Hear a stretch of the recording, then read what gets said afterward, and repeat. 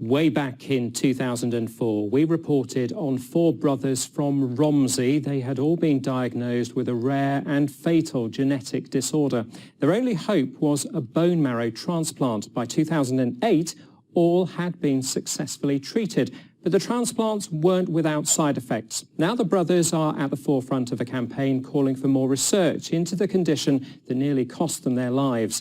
They've been speaking to our health correspondent, Alistair Fee. I mean, I don't remember half of this stuff, but there was so much publicity. Nearly 20 years ago, Nathan, Josh, Luke and their brother Daniel were diagnosed with a rare genetic condition that affects just 1 in a million boys. The perspective was I wouldn't live into my teenage years, especially not my 20s, and now I'm 30. So the perspective was pretty grim. All the 4 brothers were born with X-linked lymphoproliferative disease, or XLP. It affects the immune system and is often fatal. They are here today thanks to bone marrow transplants. It basically saved my life. It saved all my brothers' lives as well. I wouldn't be here basically if it wasn't for having a transplant, having a bone marrow transplant. A huge appeal across Hampshire spent many weeks searching for donors to match each brother. Miraculously, bone marrow donors were found and one by one led to life-saving operations. There was a real community coming together. I remember 2,000 people turning up to join the donor registry, and I really think that not only helped us, but it helped a whole load of other families. Hi, Mum and Dad. How's the holiday? Their parents, David and Alison, were instrumental in leading that search. We are just so, just amazed that, they are all here today and just leading normal lives.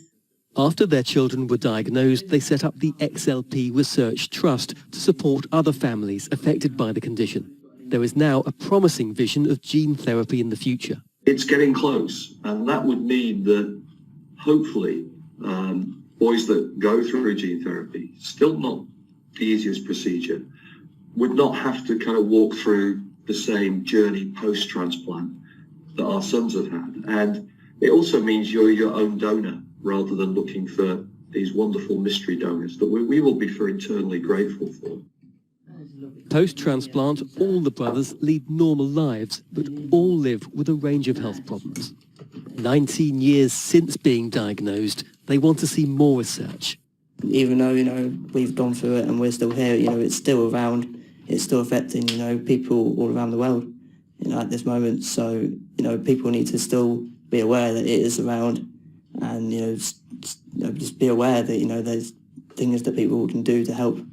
We still need donors. There's a lot of people that are waiting for donors, bone marrow transplants, not just boys suffering from XLP 1 or 2, but for other conditions. So we desperately still need donors for that. While the need for donors continues, a clinical trial into gene therapy is planned for next year, ultimately with the hope of developing a cure. Alistair Fee, BBC South Today. A short while ago, I spoke to Claire Booth from Action Medical Research and asked her more about genetic diseases. So many diseases can be caused by a genetic mutation or defect, which is basically a change in the code of a gene. That means it doesn't work properly and affected people can develop disease. We know from the Hartley family's case, though, that bone marrow transplants aren't necessarily a 100% cure. You've been working on gene therapy. What does that entail? Yeah, so for over 20 years now, we've been developing gene therapies to successfully correct genetic disorders. And my research focuses on developing gene therapy for immune system disorders like XLP, which is what affected the Hartley family.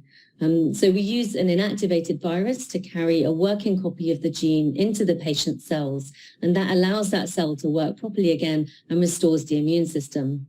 So the benefits of gene therapy over, for example, bone marrow transplant is that we use the patient's own cells, so we don't need to find a donor. And there's no risk of any fight between the donor cells and the patient cells because it's their own cells and they recognize them as self. People are often anxious when they hear the words gene editing. We need more education about this, don't we? Yeah, I mean, gene editing is a really promising new technology that's being applied to new diseases now. Compared to the gene therapy that I've talked about, the tools that we use for gene editing allow us to precisely correct the gene rather than adding a copy. And that's got some benefits for certain diseases. Fascinating research. Claire Booth, thanks for your time this evening.